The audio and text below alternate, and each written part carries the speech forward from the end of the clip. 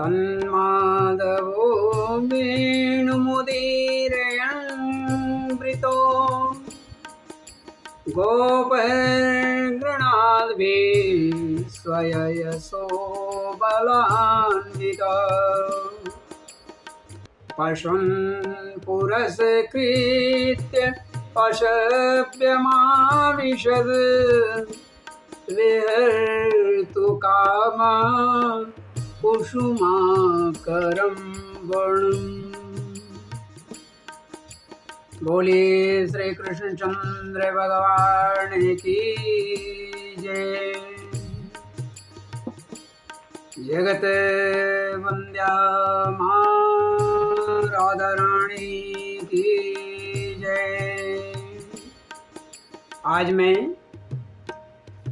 श्रीमद्भागवत महापुराण की द्वितीय खंड के दशम स्कंद के अथ पंचदशोऽध्याय 15वां अध्याय धेनुकासुर का उद्धार और ग्वाल बालों को कालिए नाग के विष से बचाना, यहाँ हिंदी में का के रूप में आरंभ कर रहा हूँ। त्रुटियों के लिए क्षमा करेंगे। इससे पूर्व मैंने आप सबों को, श्रोतागणों को बहुत सारी कथाएं आप लोगों को बतलाया, किन किन परिस्थितियों से भगवान गुजरे हैं जन्म के बाद से लेकर ब्रह्मा जी के द्वारा भगवान की स्तुति तक मैंने आप सबों को कथा बतलाई। अब इसके आगे अब जब भगवान श्री कृष्ण ग्वाल बालों के साथ गैया चरा रहे हैं, तो गैया चराने की छूट मिली। सखाएं गैया जमुना जी के तट पर हैं, जमुना जी के तट पर हैं। वहाँ गैया और उनके ग्वाल बाल जमुना जी के जल को पिया और अचेत हो गए। अचेत क्या, मृत्यु को प्राप्त कर गए। बड़ा अजीब बात थी। भगवान कृष्ण ये सब देखकर बड़ा द्रवित हो गए और उन्होंने इन ग्वाल बालों को जलाया, जीवन दान दिया। उसी की कथा मैं 15वें अध्याय में आरंभ कर रहा हूँ। सुखदेव जी ने कहना आरंभ किया। सुखदेव जी ने कहा कि हे परीक्षित, जब भगवान 5 वर्ष की अवस्था को पार कर गए, पौगंड अवस्था में 6ठे वर्ष की उम्र में जब प्रवेश किया, उन्हें गौ चराने के लिए माता पिता आदि से अनुमति भी मिल गई, स्वीकृति मिल गई। वे अपने सखाओं के साथ, ग्वाल बालों के साथ गैया चराते हुए वृंदावन जाते और अपने चरणों से वृंदावन को अत्यंत पावन करते। यह वन गांव के लिए हरी हरी घासों से युक्त थी, भरी थी। रंग बिरंगे पुष्पों की यह खान था वृंदावन। आगे आगे गाँव, उनके पीछे बांसुरी बजाते भगवान श्री कृष्ण जो हैं, श्याम सुंदर जो हैं, उसके बाद बलराम जी, और फिर यह श्री कृष्ण का यश गान करते हुए वे छोटे छोटे ग्वाल बाल इस प्रकार विहार करने के लिए उन्होंने उस वन में प्रवेश किया। उनके प्रवेश के बाद उस वन में कहीं तो भौरे बड़ी गुंजार कर रहे थे, कहीं झुंड के झुंड पक्षियां चहचहा रही थी, कहीं हरिन झुंड के झुंड जो है चौकड़ी भर रहे थे। और वह समय बड़ा ही सुंदर था। बड़े ही सुंदर सुंदर सरोवर थे उस वृंदावन में, जिनका जल महात्माओं के हृदय के समान स्वच्छ और निर्मल था, साफ था, जिसमें खिले हुए कमलों के जो सौरभ थे, सुगंध थे, सुगंध से वह जल भी सुवासित हो रहा था। बोलिए श्री कृष्णचंद्र भगवान की और सुवासित होकर शीतल मंद सुगंध पवन जो है, हवा जो है, वायु जो है, उस वन की सेवा कर रही थी। उस सुगंध को लेकर इधर उधर वह बिखेर रही थी। इतना मनोहर था वह वन कि देखकर भगवान ने मन ही मन इसी में विहार करने का संकल्प कर लिया और भगवान उसी में वहीं जो है अपना बांसुरी गुंजायमान किया, बांसुरी के मधुर तान छेड़ दी। पुरुषोत्तम भगवान ने देखा कि बड़े बड़े वृक्ष फलों से लदे हैं, फूलों से के भार से झुक गए हैं लताएं, अपनी डालियां और नूतन कोपलों की लालिमा से उनके चरणों का स्पर्श कर रहे हैं। तब उन्होंने बड़े आनंद से, बड़े प्रेम से मुस्कुराते हुए अपने बड़े भाई से अर्थात श्रीमन बलराम जी से उन्होंने कहा। भगवान श्री कृष्ण बलराम जी की बड़ाई करते हुए वे कहते हैं, अहो अमी देव वरामरार्चितम् पादाम्बुजं ते सुमन फलार्हणम् नमन्ति उपादाय शिखाविरात्मनस् तमोपहत्यै तरुजन्मयत् कृतम्।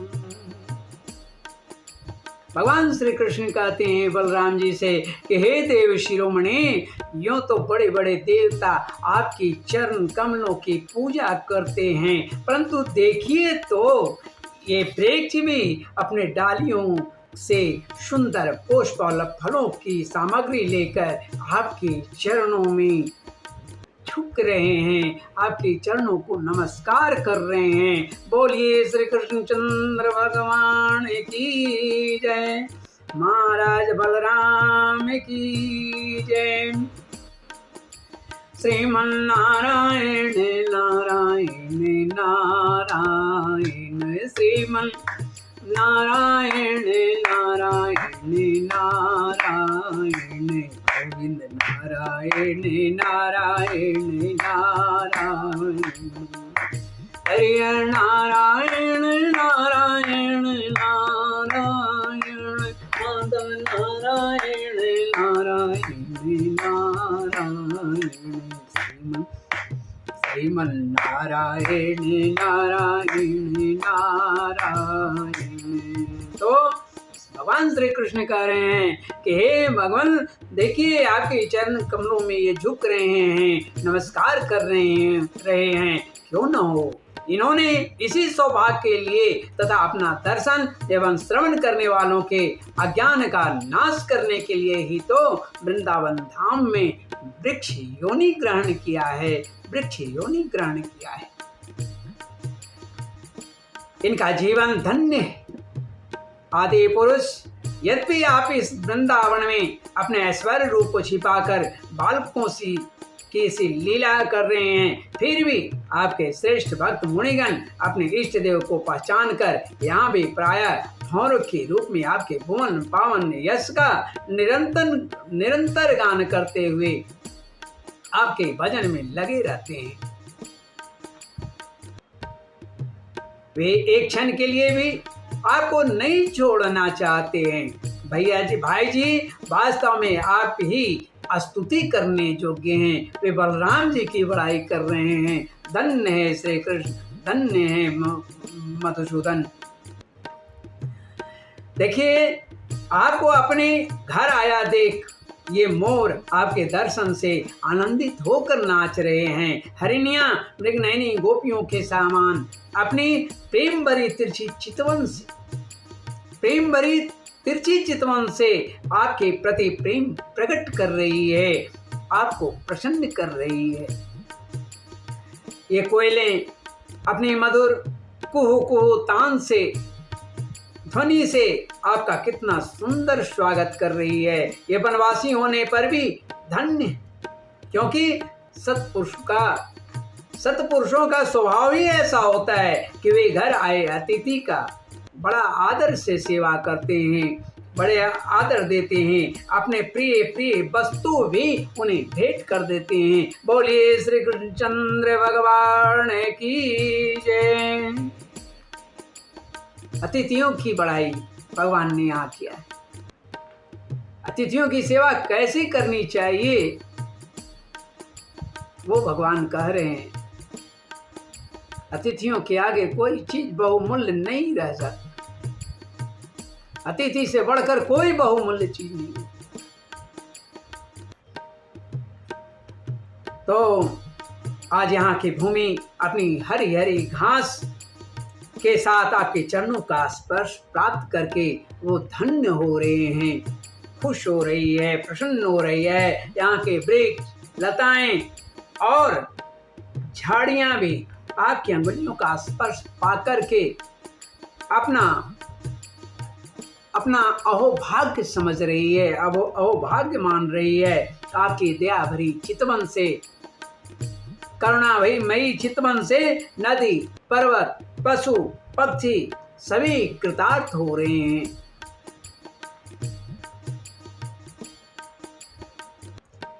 ब्रज की गोपियां आपके वक्षस्थल का स्पर्श प्राप्त करके जिसके लिए स्वयं लक्ष्मी भी ललायित रहती हैं, धन्य धन्य हो रही हैं।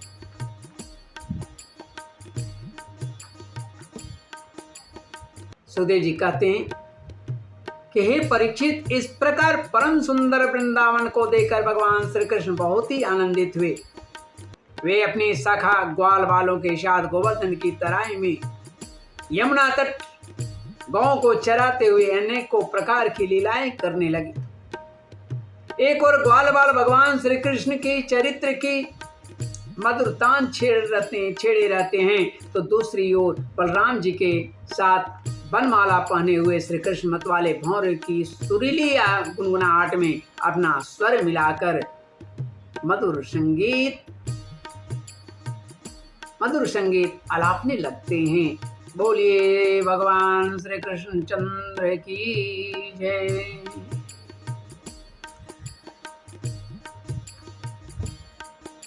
कभी कभी भगवान श्री कृष्ण पूजते हुए कोयलों, राजहंसों के साथ स्वर भी पूजने लगते हैं। क्या बचपना है भगवान का, कैसी लीला है। एक सामान्य मनुष्य के पुत्र के तरह वे लीला कर रहे हैं, जबकि तीनों लोकों के अधीश्वर, सारी सृष्टि के अधीश्वर, सारे ब्रह्मांड के अधीश्वर हैं। फिर भी अपने भक्तों को, अपने माताओं को, अपने जनकों को आनंदित करने के लिए, अपने सखाओं को आनंदित करने के लिए प्रभु कैसी लीला कर रहे हैं। भगवान कभी नाचते हुए मोरों को देख करके स्वयं ही ठुमक ठुमक नाच रहे हैं। उसी वन में अपने दोस्तों के साथ, अपने सखाओं के साथ ठुमक ठुमक नाचने लगते हैं और ऐसा नाचते हैं कि मयूर को उपहासास्पद लगने लगता है। अपनी ही नाच वह ठहर जाती है, वह मयूर ठहर जाता है। कभी मेघ के समान गंभीर वाणी से दूर गए हुए अपने ग्वाल गैयों को, बछड़ों को, पशुओं को उनका नाम ले लेकर बड़े प्रेम से पुकारते हैं। उनके कंठ की मधुर ध्वनि सुनकर गायों और ग्वाल बालों का चित्त भी अपने बस में नहीं रहता है, अपने बस में नहीं। श्रीमन नारायण नारायण नारायण, गोविंद नारायण नारायण नारायण, माधव नारायण नारायण नारायण, श्रीमन नारायण नारायण नारायण, गोविंद नारायण नारायण नारायण, माधव नारायण नारायण नारायण। कभी चकोर, क्रौंच, कांकुल जिसको कहते हैं, चकवा, भरदोल और मोर आदि पक्षियों की सी बोली बोलते तो कभी बाघ, सिंह आदि की गर्जना के से डरे हुए जीवों के समान स्वयं भी डर जाते, स्वयं भी भयभीत सी लीला करते, अपने को भी भयभीत दिखाते। जब बलराम जी खेलते खेलते थक कर किसी ग्वाल बाल की गोद के तकिए पर सिर रखकर लेट जाते, तब श्री कृष्ण उनके पैर दबाने लगते, पंखा झलने लगते और इस प्रकार बड़े भाई की थकावट दूर करते। जिसके चरण चापने के लिए स्वयं शेषनाग जागे रहते हैं, जिनकी सेवा के लिए स्वयं माँ लक्ष्मी जागी रहती हैं, चरणों को चाटती रहती हैं, आज त्रिभुवन पति अपने बड़े भैया जो शेषनाग के अवतार हैं उनकी चरण को चाप रहे हैं, उनके चरण को चाप रहे हैं। और जब ग्वाल बाल नाचने गाने लगते अथवा ताल ठोक ठोक कर एक दूसरे से कुश्ती लड़ने लगते, तब श्याम और राम दोनों भाई हाथ में हाथ डालकर खड़े हो जाते और हंस कर वाह वाह करते।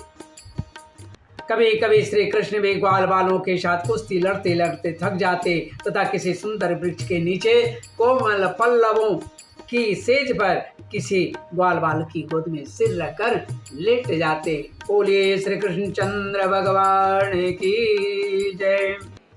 हे परीक्षित,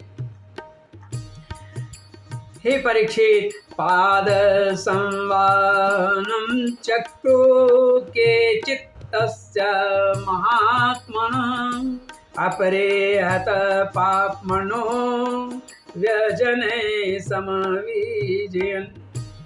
तो परीक्षित, उस समय कोई पुण्य के मूर्तिमान स्वरूप जो ग्वाल बाल हैं महात्मा श्री कृष्ण के चरण चापने लगते, चरण दबाने लगते और दूसरे निष्पाप बालक उन्हें बड़े बड़े पत्तों तथा अंगोछियों से उनको पंखा जलते। काश मैं भी होता उस समय।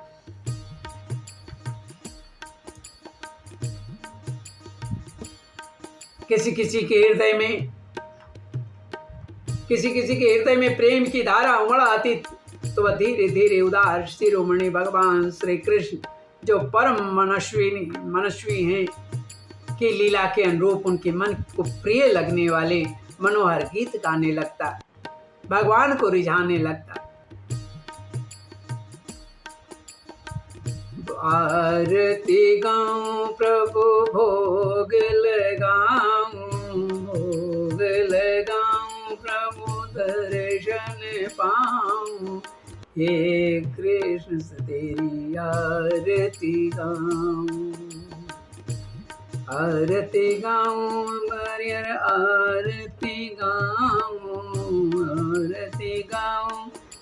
तेरी आरती गाऊं प्रभु दर्शन पाऊं प्रभु भोग लगाऊं। तो उनके मनोरंजन के लिए, भगवान के मनोरंजन के लिए ग्वाल बाल ही गीत गाने लगते। भगवान ने इस प्रकार अपनी योग माया से अपने ऐश्वर्यमय जो स्वरूप है उनका, उसको उन्होंने छिपा रखा था। वे ऐसी लीलाएं करते जो ठीक ठाक वो बालों की सी ही मालूम होते थे, एक सामान्य मनुष्य की तरह ही होती थी। किसी को यह मालूम नहीं पड़ता कि जो मेरे साथ खेल रहा है, जो मेरा है, जिसका मैं सखा बना हूँ, वह कोई साधारण नहीं, वह तो त्रिलोकपति है। बोलिए श्री कृष्ण चंद्र भगवान की जय। स्वयं भगवती लक्ष्मी जिनके चरण कमलों की सेवा में संलग्न रहती है, वे ही भगवान इन ग्रामीण बालकों के साथ बड़े प्रेम से ग्रामीण खेला खेल रहे हैं।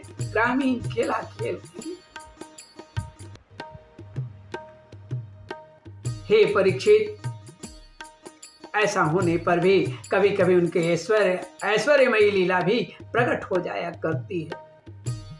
कैसे? आगे चल करके हम लोग देखते हैं कि कैसे प्रकट होती है उनका ऐश्वर्य लीला। तो बलराम जी और श्री कृष्ण के सखाओं में एक प्रधान गोप, जिसका नाम प्रधान गोप बालक था, जिसका नाम सुदामा था, श्रीदामा था, सुदामा नहीं, श्रीदामा। एक दिन उन्होंने तथा सुबल और अस्तोक कृष्ण, छोटे कृष्ण जो होता है, भगवान कृष्ण के छोटे सखा थे, आदि ग्वाल वालों ने श्याम और राम से बड़े प्रेम से कहा